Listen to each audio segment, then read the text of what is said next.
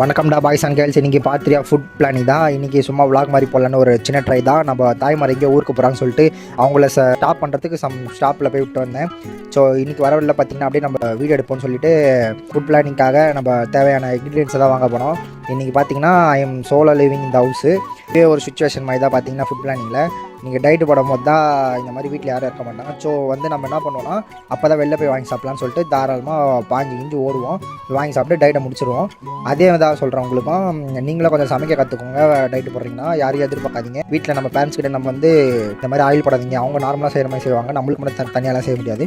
So நீங்களும் ஒரு குக்கிங்கை கற்று வச்சுக்கிறது நல்லது. அதாவது உங்களுக்கு தேவையான ஆயில் போடாமல் இந்த மாதிரி எதனா ஒன்று கற்று வச்சுக்கோங்க, அது உங்களுக்கு யூஸ்ஃபுல்லாக இருக்கும். அதே மாதிரி நீங்கள் பிகினஸாக இருக்கீங்கன்னா நான் ப்ரிஃபர் பண்ணுறது வீட்டு சாப்பாடு மட்டும் தான். நீங்கள் வெளில போய் வாங்கி சாப்பிடாதீங்க. ஃபஸ்ட்டு டைம் நீங்கள் டயட்டு போகிறீங்கன்னா இதுவே போதுமான விஷயம். ஒரு நாளைக்கு மறக்காமல் 3 லிட்டர் ஆஃப் வாட்டர் குடிங்க, இல்லைனா அட்லீஸ்ட் ஒரு 2 லிட்டராவது குடிங்க. தண்ணி குடிக்கிறது மட்டும் மறந்துடாதீங்க. அப்புறம் 2 வருடம் கழித்து டயட் போலான்னு இருக்கேன். அதுக்காக எல்லோரும் கமெண்ட்டில் தம்ஸ் அப் காமிச்சிட்டு போங்க. Tata bye by.